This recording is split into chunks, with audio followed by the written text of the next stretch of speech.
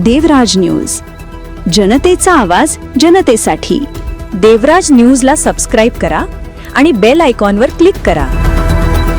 राष्ट्रवादी युवक काँग्रेसचे जिल्हाध्यक्ष चेतन कासव यांच्या नेतृत्वाखाली राष्ट्रवादी युवक काँग्रेसच्या पदाधिकाऱ्यांनी चांदवड तालुका कृषी अधिकाऱ्यांना खरीप हंगाम 2025 मधील अतिवृष्टीने झालेल्या पीक विमा नुकसान भरपाईचे पैसे शेतकऱ्यांच्या खात्यात कधी जमा होणार यासंबंधीची विचारणा करण्यासाठी चांदवड तालुका कृषी अधिकारी कार्यालय येथे भेट घेऊन वसंत नागरे यांना निवेदन दिले।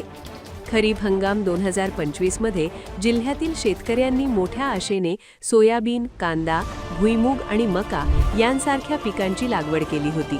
मात्र निसर्गाच्या लहरीपणामुळे आणि अनपेक्षित हवामानामुळे यावर्षी पिकांच्या उत्पादनात मोठी घट झाली आहे। वस्तुस्थिती अशी आहे की या प्रमुख पिकांचे उत्पादन सरासरीपेक्षा अत्यंत कमी आले असून शेतकरी आर्थिक संकटात सापडला आहे। पीक विम्याची रक्कम निश्चित करण्यासाठी पीक कापणी अहवाल म्हणजेच क्रॉप कटिंग रिपोर्ट हा मुख्य आधार असतो। मात्र हंगाम संपूनही अद्याप हा अहवाल प्राप्त झालेला नाही। यामुळे विमा परत द्याव्याची प्रक्रिया रखडली आहे। शेतकरी विमा कंपन्यांकडे विचारणा करतात तेव्हा त्यांच्याकडून केवळ पीक कापणी अहवाल प्राप्त झालेला नाही असे तांत्रिक कारण देऊन वेळ मारून नेली जात आहे। विमा कंपन्यांच्या या आडमुठ्या धोरणामुळे शेतकऱ्यांमध्ये संतापाचे वातावरण आहे। शेतकऱ्यांना पेरणीचा खर्च, खते, बियाणे आणि मजुरी यांचा खर्चही निघणे कठीण झाले आहे। अशा परिस्थितीत पीक विमा हाच शेतकऱ्यांसाठी एकमेव आधार आहे असे जिल्हाध्यक्ष चेतन कासव यांनी सांगितले। त्यामुळे महाराष्ट्र शासनाने सोयाबीन, कांदा, भुईमूग व मका उत्पादक शेतकऱ्यांना त्यांच्या हक्काची विमा रक्कम विनाविलंब अदा करण्यात यावी व आर्थिक अडचणीत असलेल्या शेतकऱ्यांना मदत करावी अशी राष्ट्रवादी युवक काँग्रेसच्या वतीने मागणी करण्यात आली आहे। तालुका तंत्र कृषी अधिकारी वसंत नागरे यांनी शक्य तितक्या लवकर पुढील कार्यवाही करून शेतकऱ्यांना पीक विम्याचे पैसे अदा करण्यात येतील असे आश्वासन देण्यात आले आहे।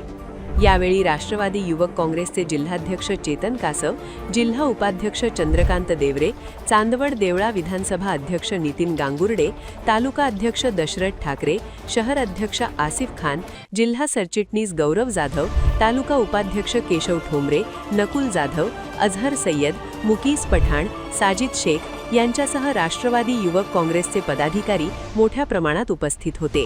आजपर्यंत शेतकऱ्यांना भेटलेले नाही आहे। सध्या जे कांद्याचे भाव आहे, मक्याचे भाव आहे, त्याच्यामुळे ऑलरेडी शेतकरी जो आहे तो मेटाकुटीला आलेला आहे। त्यात जर विम्याचे पण जर पैसे भेटणार नसतील तर शेतकऱ्यांचं दैनंदिन जीवन कसं जगणार हा मोठा प्रश्न त्यांच्या पुढे उभा राहिला आहे।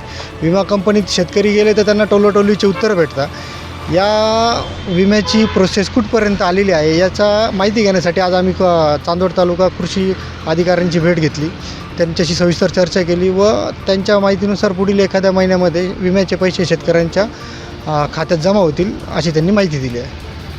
आज नाशिक जिल्हा युवकचे अध्यक्ष चेतन भाऊ कासव यांच्या अध्यक्षतेखाली आम्ही निवेदन द्यायला चांदवड तालुका कृषी कार्यालयात आलो। यात खरीप 2025च्या जे पीक विमा संदर्भात आलो त्यात उंबरठाच्या धर्तीवर म्हणजे क्रॉप कटिंग आधारे पीक विम्याची नुकसान भरपाई देण्यात येणार आहे। परंतु इथं काय झालेलं आहे की क्रॉप कटिंगमध्ये त्यांनी जे क्षेत्र निवडलेले त्या क्षेत्राची सरासरीचा अहवाल अजून पीक विमा कंपन्या म्हणतात आमच्यापर्यंत पोहोचलेलं नाही।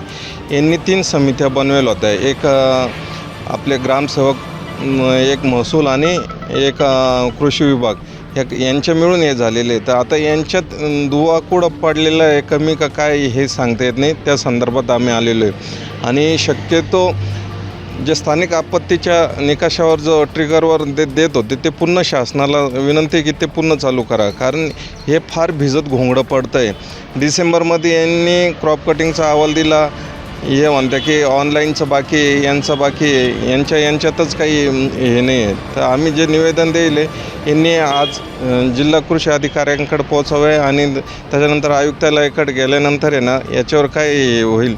परंतु यांनी शब्द दिले की 1 महिन्यात आम्ही शासनाकडून पीक विम्याचे पैसे शेतकऱ्यांचे खात्यावर जमा करू।